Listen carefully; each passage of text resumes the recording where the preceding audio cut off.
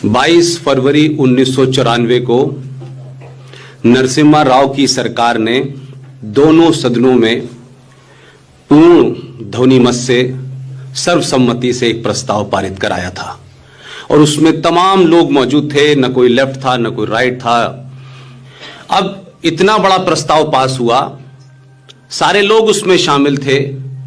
कभी किसी देश के जागरूक राष्ट्रवादी, दक्षिणपंथी, वामपंथी, समाजवादी किसी एमपी ने यह सवाल नहीं उठाया कि हमने ये प्रस्ताव पारित किया था, क्या इस पे कभी चर्चा होगी या नहीं होगी।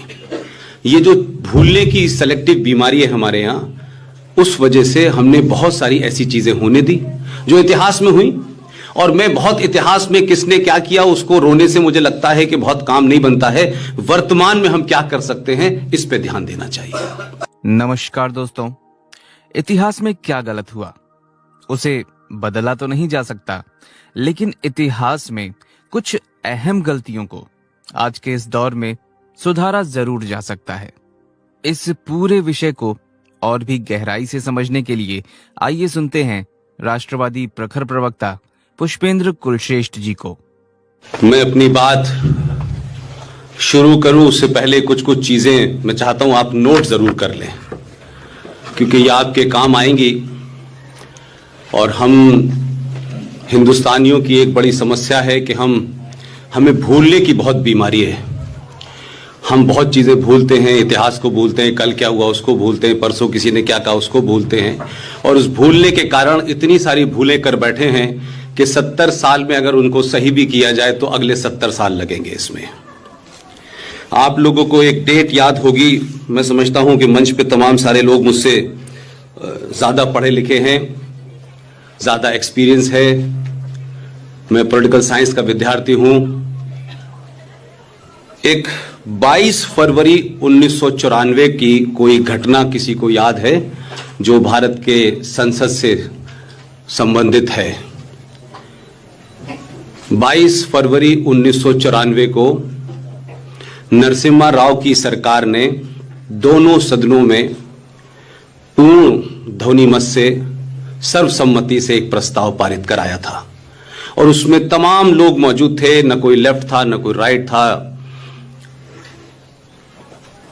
और वो प्रस्ताव क्या था,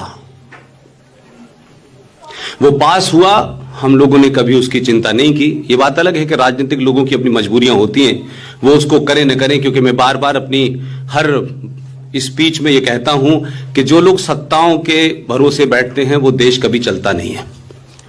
मैं कहता हूं कि समाज को इतना मजबूत करो कि बगैर समाज के सत्ता चली ना पाए। लिहाजा समाज को मजबूत करिए, समाज को अवेयर कीजिए, समाज को जब सवाल पूछना हो तो उसके लिए तैयार करिए, ताकि सत्ताएं आपका वोट लेकर के सोने का काम न करें। 22 फरवरी 1994 को नरसिम्हा राव की सरकार में एक प्रस्ताव पारित हुआ और उस प्रस्ताव की चंद लाइनें आपको बताता हूं। वो प्रस्ताव क्या था?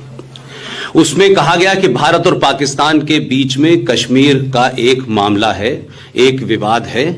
और वो विवाद क्या है? वो विवाद यह है कि जो भारत का कश्मीर का हिस्सा पाकिस्तान ने उसको ले लिया है, उसे भारत को वापस लेना है, सिर्फ यही विवाद है। अब इतना बड़ा प्रस्ताव पास हुआ, सारे लोग उसमें शामिल थे। 1994 से 2019 हो गई, कभी किसी देश के जागरूक राष्ट्रवादी, दक्षिणपंथी, वामपंथी, समाजवादी किसी एमपी ने यह सवाल नहीं उठाया कि हमने ये प्रस्ताव पारित किया था, क्या इस पे कभी चर्चा होगी या नहीं होगी।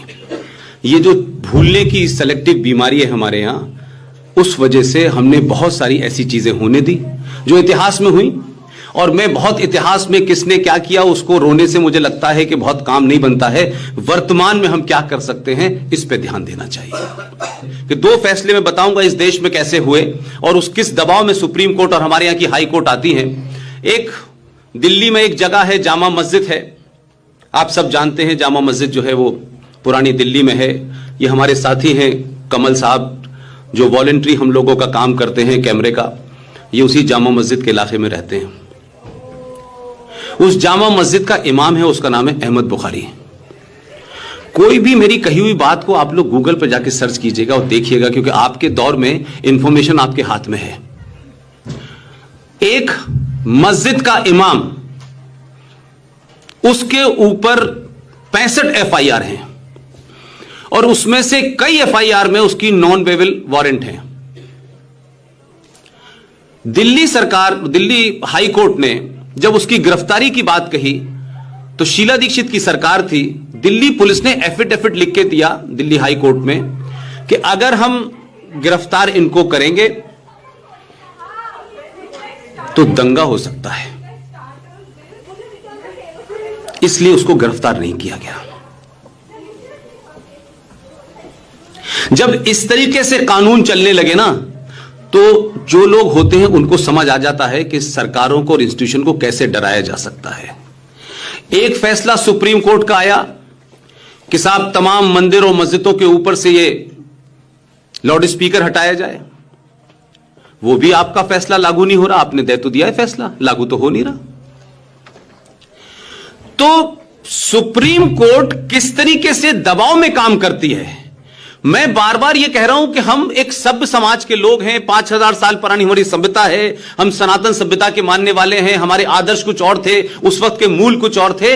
लेकिन मेरे भाई, 5000 साल पुरानी सभ्यता के हथियार से आज के दंगाई और आज के आतंकवाद से आप मुकाबला नहीं कर सकते। आज के दौर में आपको आज के हथियार का इस्तेमाल करना होगा। दोस्तों, जैसा कि आपने सुना, 22 फरवरी 1994 को दोनों सदनों में पूर्ण बहुमत के साथ एक प्रस्ताव पारित हुआ। लेकिन क्या कारण है जो पूर्व सरकारों ने इस पर कोई एक्शन नहीं लिया? अगर 1994 में पारित हुए इस प्रस्ताव के ऊपर उस वक्त की मौजूदा सरकार ने कोई एक्शन लिया होता तो फिर उसी वक्त पीओके भारत के कब्जे में आ गया होता। लेकिन कांग्रेस ने ऐसा नहीं किया। आप समझ ही सकते होंगे कि उनकी मंशा क्या रही होगी। आप सोचिए, एक मस्जिद का इमाम जिस पर 65 एफआईआर हैं, लेकिन उसकी गिरफ्तारी नहीं होती है।